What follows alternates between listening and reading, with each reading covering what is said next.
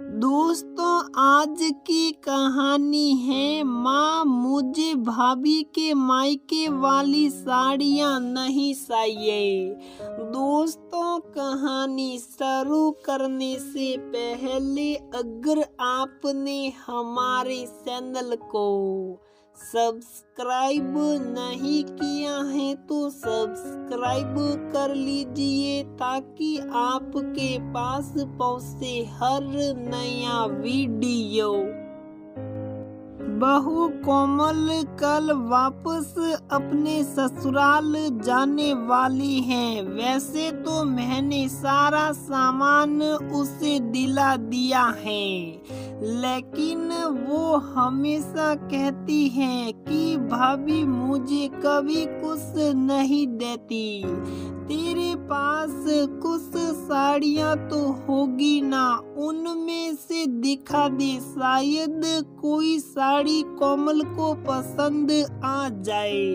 विमला जी अपनी बहू निशा से बोली। जी मम्मी जी। सास की बात सुनकर निशा ने अपनी अलमारी खोली और अपने मायके से लाई हुई साड़ियाँ निकाल कर अपनी ननद कोमल के सामने रख दी। दीदी, मेरे पास ये कुछ साड़ियाँ हैं, इनमें से आपको कोई पसंद हो तो आप रख लो।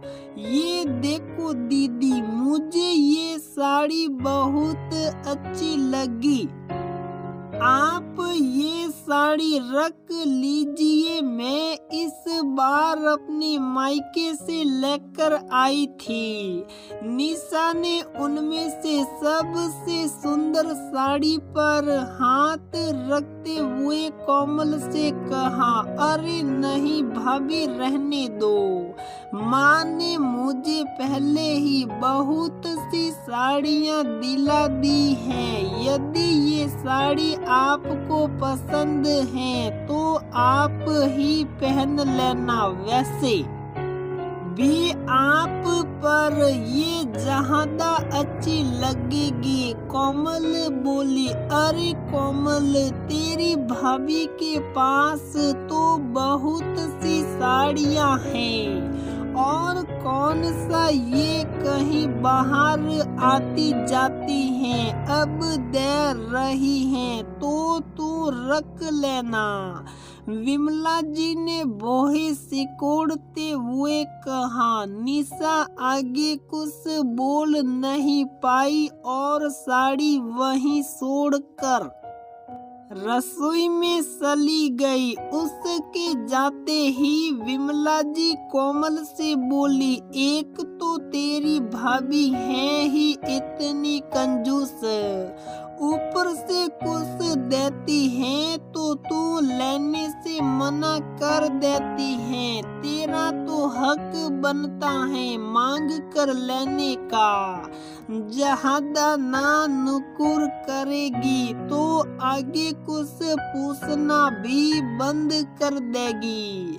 अरे माँ, सास बनने के बाद तुम भी कैसी बातें करने लगी हो, इसमें कंजूस वाली क्या बात है। जो उसके पास था वो सब तो लाकर सामने रख दिया।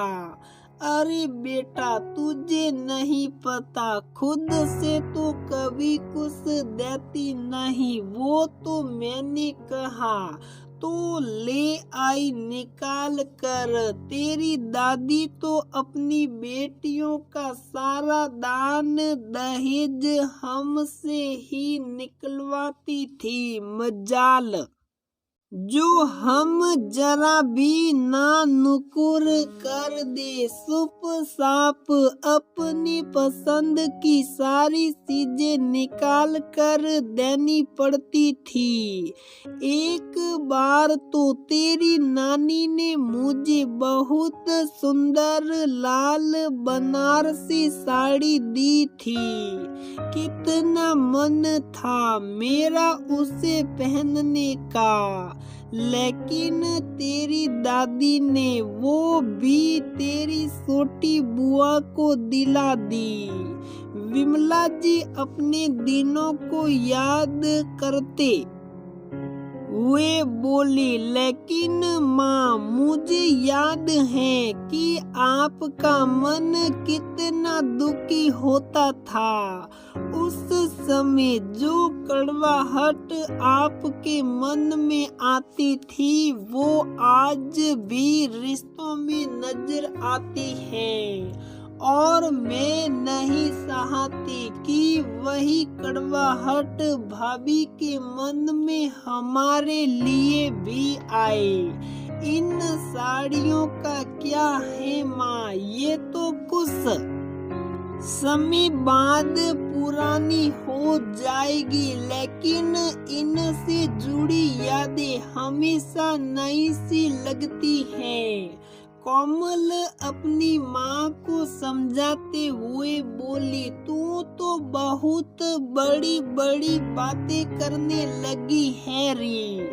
मैं ही इतिहास दोहराने में लगी थी माँ। मैंने भी ये सब बातें एक बहू बनने के बाद ही महसूस की हैं। मायके से लाई हुई चीजें सच में अनमोल लगती है। हाँ, अपनी मर्जी से किसी को कुछ देने में खुशी होती है, लेकिन जबरदस्ती से नहीं। सही बोल रही है बिटिया।